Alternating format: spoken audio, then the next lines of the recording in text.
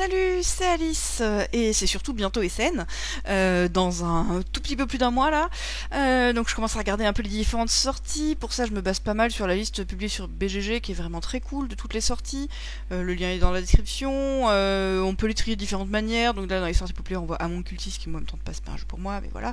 Le spin-off un peu de Red Cathedral, le nouveau Sushi Évacuation qui a des très bonnes critiques, Nucleum aussi, Lucian Turxie, plein de bons jeux, et moi il y en a plein qui me font envie, donc je vais parler dans un ordre un petit peu aléatoire. Je me suis pas encore renseignée sur tout, je suis un peu à la bourre, mais c'est pas grave, ça va être génial.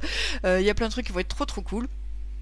Plein de trucs que j'ai envie de jouer. Aujourd'hui, j'ai envie de vous parler de House of Cats. Alors ça, c'est un petit jeu, je préviens de suite, on n'a pas dans la grosse sortie. C'est un roll and write.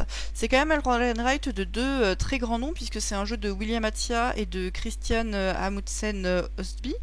Donc William Attia, c'est l'auteur d'Ekelus.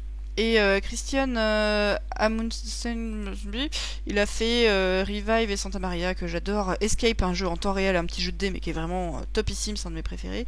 Magnificent, que j'aime pas pour le coup, et Trails of Tucana, j'y ai pas joué, mais ça a très bonne presse tout ça. Donc bon, ça promet un peu. Globalement, c'est un jeu de roll and write. Il y a marqué un quart d'heure, 20 minutes, je pense que c'est ça. Le principe, c'est qu'à chaque tour, on lance 4 dés. Chacun va en choisir 3 qu'il va écrire chez lui. Et pour les écrire, il faut les écrire tous d'un seul bloc. Hop, donc on choisit un endroit. Par exemple, ici, je choisis 3 chats et 5. Et du coup, j'écris 3 chats 5 quelque part. Donc par exemple, 3 ou souris 3 et 5. Ici, hop, voilà. Si jamais, ce faisant, on a complété une zone, donc par exemple une zone de 5 ça fait 5 cases, une zone de 4 ça fait 4 cases, etc. On les entoure, ils pourront plus servir pour d'autres zones. Et ça va nous libérer une case comme ça en face du pouvoir associé. Donc le pouvoir associé, ici par exemple, ça veut dire qu'à la place du souris, on pourra écrire le nombre au choix. Ça, on va le faire au moment de notre choix en cochant un des pouvoirs qu'on aurait déjà débloqué. En fin de partie, donc la partie finie dès que quelqu'un a entièrement rempli sa grille, on va marquer des points. Donc pour les emplacements, les zones de 2, 1 point. Pour les zones de 5, 7 points. Et des trucs entre les deux pour les machins entre les deux. Et celui qui a le plus de points a gagné. Les chats et les souris ont des règles particulières sur chacun des niveaux. Il y a 4 niveaux qui sont tous différents. Là, je crois que c'est le niveau 2. Le niveau 2, chaque souris vaut 1 point si elle est au moins dans la même colonne qu'un chat. Ou quelque chose dans le genre. Donc chaque ligne et chaque colonne marque autant de points qu'il y a de souris s'il y a au moins un chat. Donc en fait, ça peut compter 2 fois si c'est une association.